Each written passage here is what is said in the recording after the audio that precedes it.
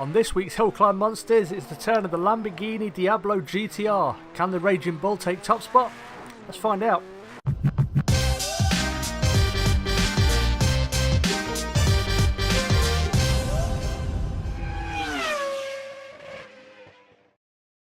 What's going on, guys? My name is Matinio and welcome back to Project Cars 2 and a brand new episode of Hill Climb Monsters. This week, as you can see, it is the turn of the Lamborghini Diablo GTR. But before we jump into that, if you remember last week, I asked you guys to leave comments on the video to basically rename Donald Trump corner. Some people didn't like the political aspects of that corner or whatever, so I've opted to rename it. And I've literally had some replies. And here you can see on screen, here are the replies. So, Captain Dirt, call it the Clinton Switchback or Crooked Corner. Now, tempting though they are, see this, we want to move away from the sort of politically themed sort of corner names. I'm going to leave that one, but thank you anyway. Helenio, Corny McCornison. That's actually very tempting. It really was tempting, and it was a toss-up between this one, but I'm actually going to give it to Andrew Simulator, who commented James May Corner. This one is so good it should have been mine. It should have been what it was called all along. James May Corner, Captain Slow Curve, whatever you want to call it. I'll probably keep flip-flopping between those two, but that's the one I'm going to go with. So thank you everybody who commented, Captain Dirt, Helenio, and also Andrew Simulator, but now it is called Captain Slow Corner, James May Corner, whatever it is, but thanks for commenting. But now, let's move on to the main part of the video. So, Lamborghini Diablo GTR. We're going to take a look at the car now, and it was produced in 1999. This, of course, is the race version of the Lamborghini Diablo GT, which was one of the last iterations of the Lamborghini Diablo before it was phased out in the early part of the new millennium. It's got a massive 6-litre V12 engine that's mounted in the middle. 580 brake horsepower being produced. It weighs just over 3,000 pounds. It's rear-wheel drive, of course, 0 to 60 in 3.5 seconds, top speed of 210 miles an hour. It does have a 6-speed sequential gearbox. However, during my runs, I never got out of 5th, and I couldn't adjust the final drive, which was disappointing. It doesn't feature any sort of aid, so no traction control, stability control, ABS or any of that nonsense. It doesn't have any of that available, and because I run real assist, it means I don't have any of that during our runs. So for those of you new to the series, what happens during the recording of these series is I will have 2 hours with which to play around with the car and get it set up and dialed in as much as I possibly can. I'll go away for 10, 15 minutes, half an hour maybe. The last one I went away and watched the entire Leeds match against Brentford, which was an absolute shit show, so we won't mention that any further.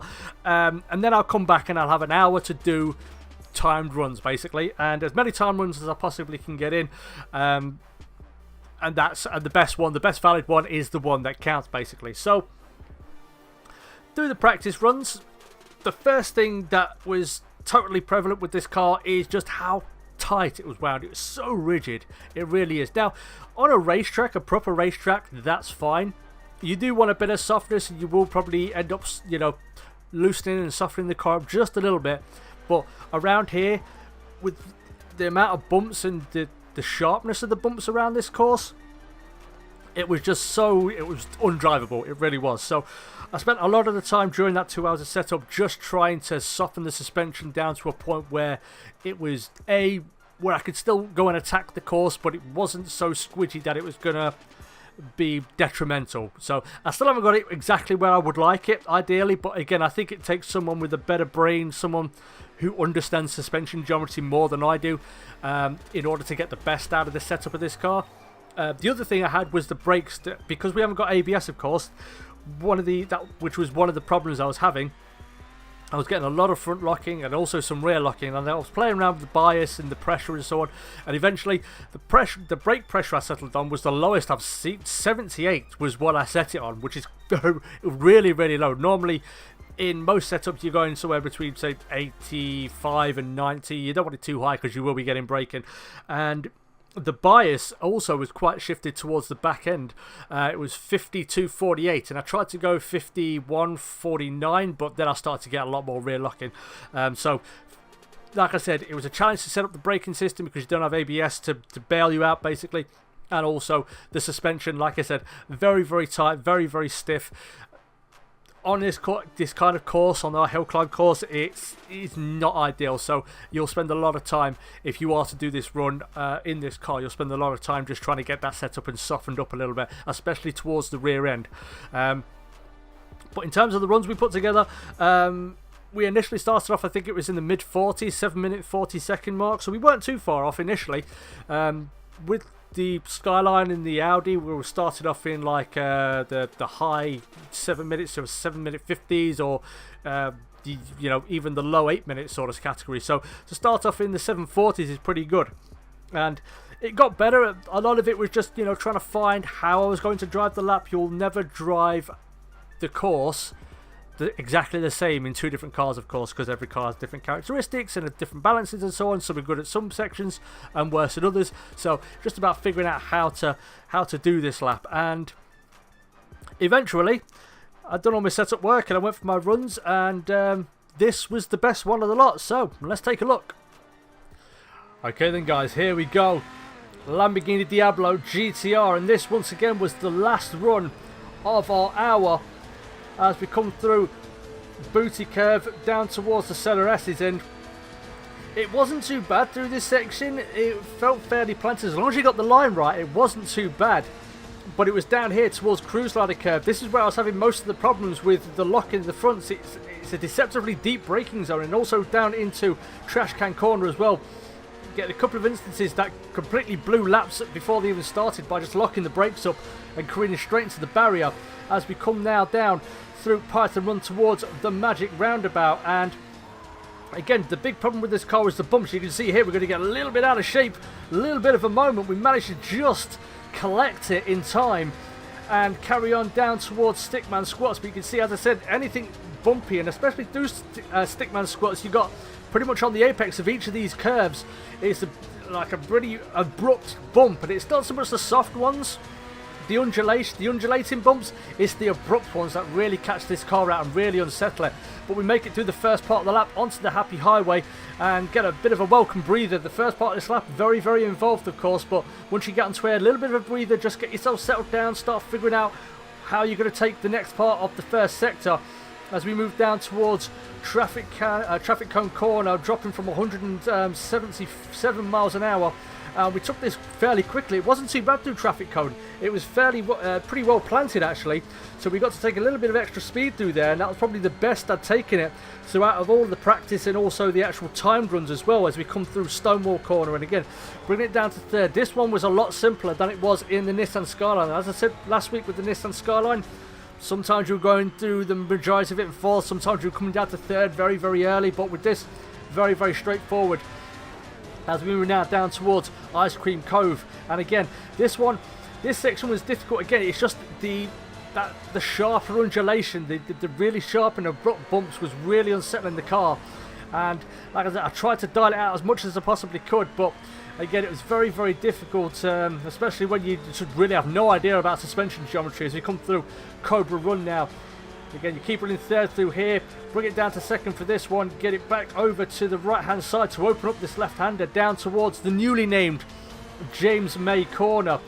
And again, there's a little bit of a bump, and it's very easy to drop it. I dropped it a couple of times. You can see I almost did there as well, getting on the power. So this thing is very, very wild when it wants to be, but especially, you know, on the exit of slow corners, it can very much catch you out. Here and another section, as we come through the end of the first sector though, and we're actually up by about 2.5 seconds as we come into Silver Spoon Bend, and the entry again was something that caught me out a couple of times. Once you're in it though, you're okay and you can pretty much go flat out, but the entry, very much a case of you've got to be careful or it will catch you out and will spin you around as we come now onto Outrun. And again, it wasn't too bad through this section. It was pretty good. Get through that first initial part and you're pretty much 3/4 throttling through the most of it. And again, we take Fraggle Rock Corner very, very well. We take a lot of speed through here. This corner, it's taken me so long to sort of get the knack for it. It's kind of making me tempted to kind of go back and see how much time I can pick up just from that corner in the Audi and the Skyline from the first couple of weeks. But we're coming down towards bridge corner, and again, this was one of the more tricky corners in this car. You're braking away from it, and a couple of times I locked the brakes and went just straight on and completely missed the corner. So very, very difficult. And again, braking is something that you really are going to have to work on in this car if you do intend to drive it on this course, because it can be a real pain in the rear end and it can ruin your run before it's even properly got started. But we're now onto the Monga McRae Hill Complex, and this left-hander here, this was another corner that caught us out. Like I said, those slow exit corners, they're the ones that catch you out, especially on power, but we managed to stay in second there and not drop down to first. But this was another section which, again, a couple of times caught me out. It's a lot shorter than it actually looks. And again, the braking isn't brilliant on this with no ABS to bail us out. So if you do get it wrong, if you're a little bit late into your braking zone, then you're basically screwed and the run is over, because you're just going to go straight into a barrier as we come over the first of the two Camel's humps on the Camel Straight down towards Mirage. And again, quite civilised through this section. This is one of the sections where a lot of cars can struggle, but this one fairly civilised, fairly straightforward, and no real big issues through this section here. I did get a little bit out of shape on one of the runs coming out of Mirage 2, but apart from that, it was pretty okay. And like I said, the next big issue though was coming down the pogo stick straight and into this braking zone. Again, a couple of times snatched the brakes going into that braking zone, and it's very easy just to ruin the lap because it can catch you out. And again, this bump here, just that one can catch you. If you're not careful, it can catch you out. But we're going to come now down towards the tunnel and the Great Ocean Highway, and again, we're just trying to coax it through here, not trying to take it with any particular massive amount of speed, just trying to get it through in one piece as we move down through here. And again, very nice through this section. And we're also going to be again improved through sector 2, so we're up again. So this is going to be looking like a very, very quick run as we make our way through the Great Ocean Highway. And again, this section, like, another section where not so much to the extent of the Happy Highway, but it's a chance just to get your breath back as we come through here in 5th gear. Normally taking that through 4th, but I tried to take it through 5th, and it felt pretty good going in 5th gear through there as we cross the viaduct straight and down towards these no-name bends. If you want to name a corner, of course, leave a comment down below. Always happy to hear from you guys. But again, coming down towards Deception, this one, a couple of times it did catch me out, but I think this is the best I've taken it throughout any of the runs. And again, I call it Deception because as you crest over that hill, it just coaxes you in and it can just completely catch you out, that barrier. And we move now into Sweeps. This again, I've struggled in cars, but this one, it seemed very planted. This car is almost a paradox. Through certain sections, it's just, you're tippy-toeing so much, but through this one, it's just very smooth. If you just keep your input smooth, just, Jensen Button-like, you'll get through that section and you'll take a lot of time. It's not so much about just being right on the red line through there, it's just more about being consistent. And again, it's the same theme as we come down through Rocky Road. As you can see, we're going to stay in 3rd and just coax it through. I had been caught out a couple of times by that bend there and also this one coming up, but this run here just got the nose in a lot earlier. You can, if your brain will tell you to turn at some point. If you just tell your brain to turn a little bit earlier, you'll pick up so much time through this section of the course as we come through the final corner and across the line. And it's going to be an absolutely whopping 7 minutes 17.222. So not only is this the fastest car we've had on Hill Climb Monsters, it's the fastest by a long, long way. 15 seconds faster than the Nissan Skyline from last week. So an absolutely amazing run, and through the most part, through the timed runs and the practice, it didn't feel like it would be massively quicker. I thought it was just on the bubble really as to whether it would beat the Skyline. It had potential, and it felt like it did throughout the runs, but when I came across the line and this was the lap, honestly, it didn't. When I was doing the lap, it didn't feel like a lap that I was going to be 15 seconds faster than the Skyline. It just didn't feel it. But there's the time, guys. 15 seconds faster. We've got a brand new leader. We've got a brand new leading hill climb monster, and it is the 1999 Lamborghini Diablo GTR. Absolutely monstrous car.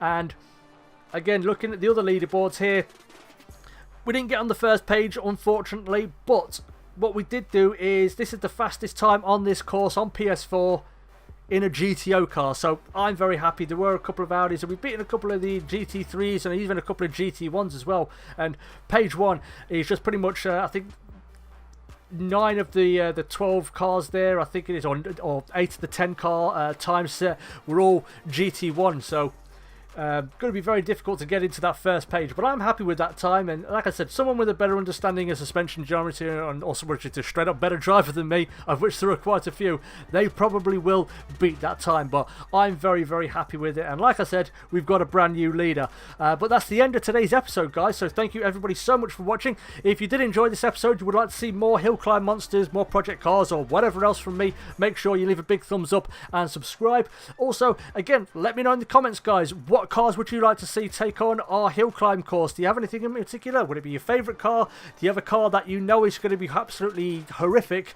and going to cause me just absolute rages galore? Then again, let me know in the comments, guys. But again, thank you so much for watching. Take care, and I'll catch you all in the next video. Peace!